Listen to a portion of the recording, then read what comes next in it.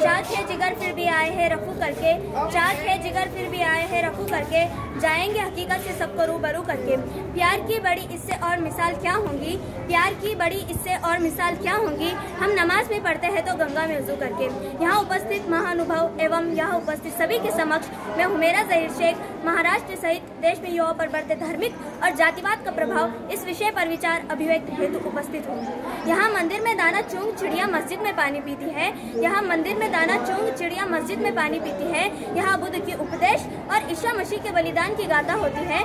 मैंने सुना है यहाँ राधा रानी की चुनरी कोई सलमा बेगम सीती है, फिर क्यों हो गए हम ये जुदा जुदा कि आज जोड़ने की बात होती है, आज जोड़ने की बात होती है। मैं मानती हूँ कि राजनीति में युवा नेतृत्व कभी हकीकत हुआ करती थी जो आज बस एक बयानबाजी बनकर रह गई है। आज के भारत का युवा जहाँ भारत तेरे टुकड़े होंगे ऐसा नारे लगाता है, आज के भारत का युवा खालिस्तान पाकिस्तान जैसे नारों का समर्थन करता है, तब उसी भारत की उसी जमीन ने 23 साल के भगत सिंह के हौसले को भी देखा है, जिन्होंने अपने फांसी के फंदे को चूमकर अपनी शहीदी से क्रांतिकारियों के लिए सैलाब खड़ा कर दिया था। इस देश ने बाबा साहेब के उस जज्बे को भी देखा है जहां संपूर्ण दलित समुदाय को अपनी हक की आवाज उठाने की सीख देकर संपूर्ण भारत को आत्मनिर्भर बनाते हैं। इसी भारत की इसी जमीन ने आयरन लेडी इंदिरा गांधी के हौसले को भी देखा है, जिन्होंने भारत की पहली सीढ़ी चढ़ने के लिए भारत को प्रेरणा दी थी। इसी भारत की इसी जमीन पर शहीद आजम अब्दुल हमीद ने पाकिस्तान के 8 टैंकों को खत्म कर शहीदी हासिल की थी। इतिहास के ऐसे कितने ही पन्ने पलट दिए जाए, हर पन्ने पर एक नया युवा नेतृत्व दिखाई देता है जिसने भारतीय राजनीति को संपूर्ण बदल कर रख दिया है।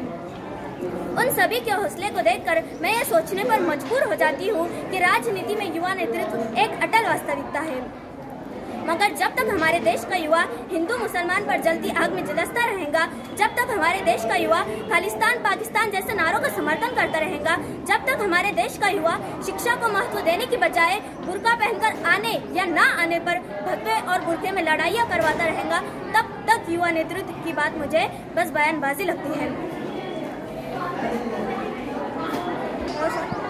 हम युवाओं को आज़ादी की लड़ाई में लड़ने का सौभाग्य प्राप्त नहीं हुआ, परंतु आज आवश्यकता है अपनी शक्ति को पहचानने की,